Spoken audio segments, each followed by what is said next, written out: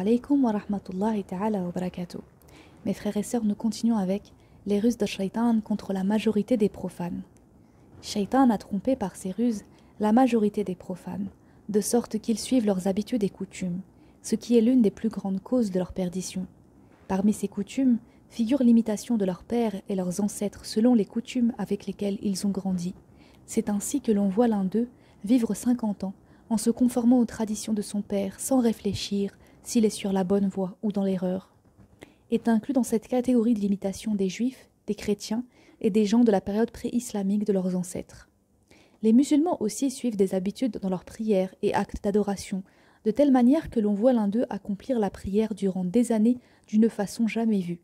Il se peut qu'ils ne récitent pas la Surat al-Fatiha et qu'ils ne connaissent pas les obligations, trouvant de la difficulté à les apprendre par négligence de la religion.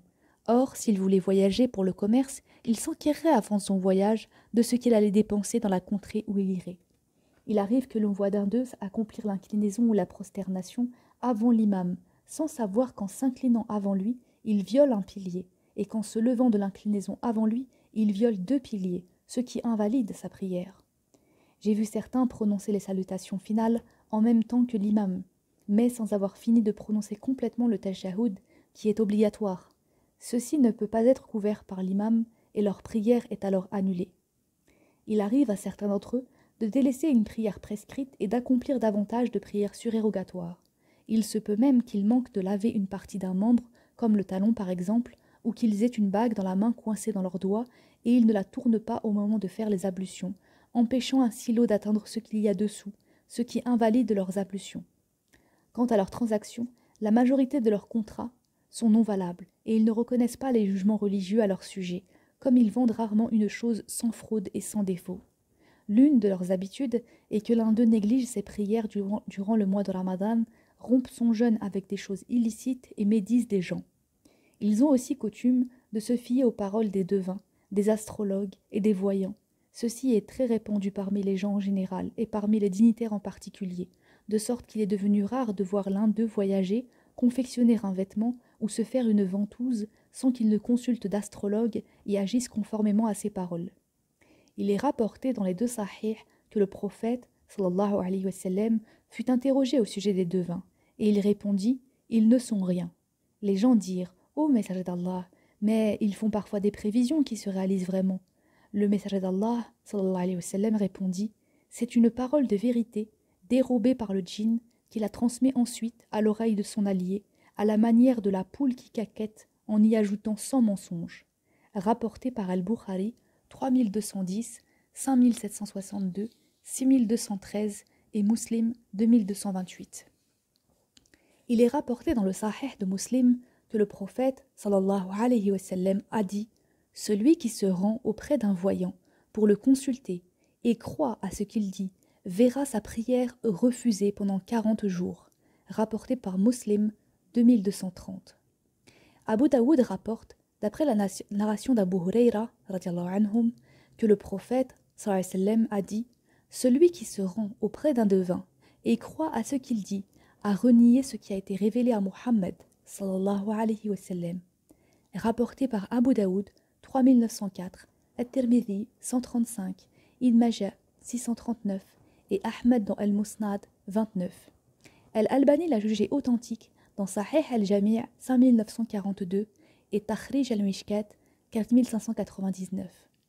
Parmi leurs habitudes, on retrouve la rupture fréquente des serments dont la plupart sont des promesses de rendre leurs femmes illicites pour eux-mêmes comme leur mère, et ce sans en être conscients. La majorité de leurs serments consiste à dire « Ma femme sera illicite pour moi si je vends telle chose pour tel prix ».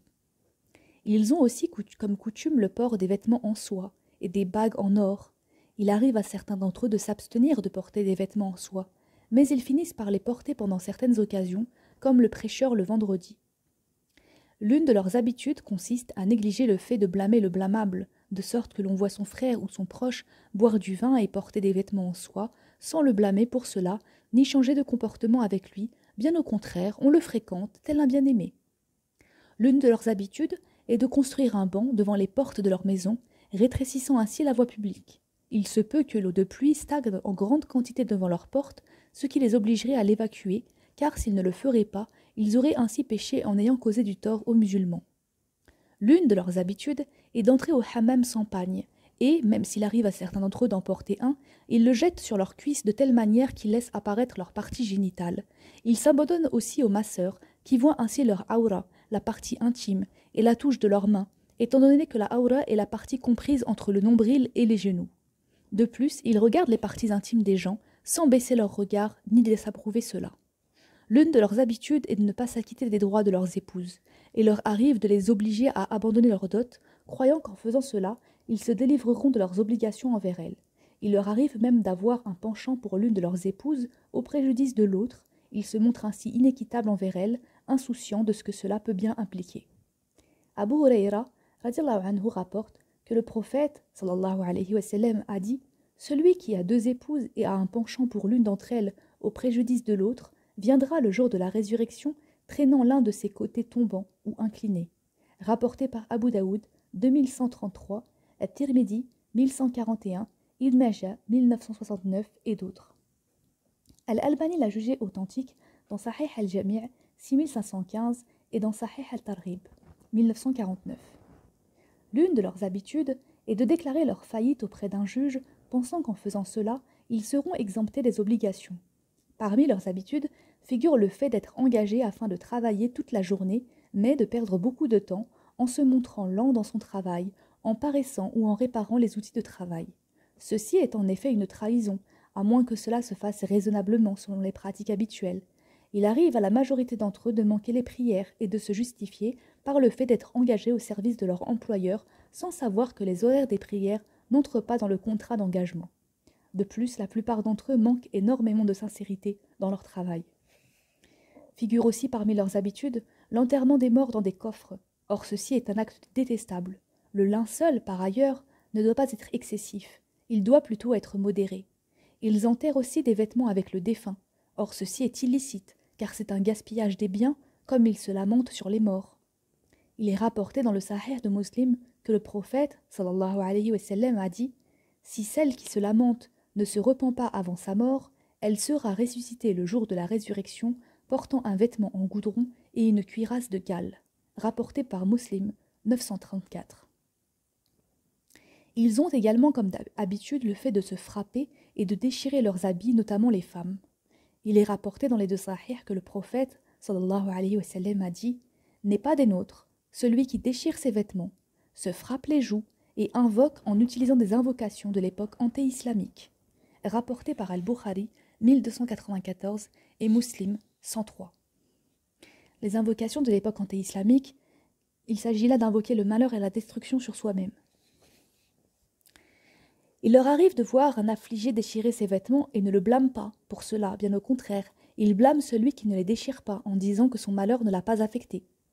Ils ont aussi coutume de porter des vêtements de mauvaise qualité après la mort d'un proche et rester ainsi pendant 1 mois ou 1 année, comme ils ont coutume de visiter les tombes durant la nuit de la mi-Sha'ban, allumer un feu auprès d'elles et prendre de la terre de la tombe exaltée.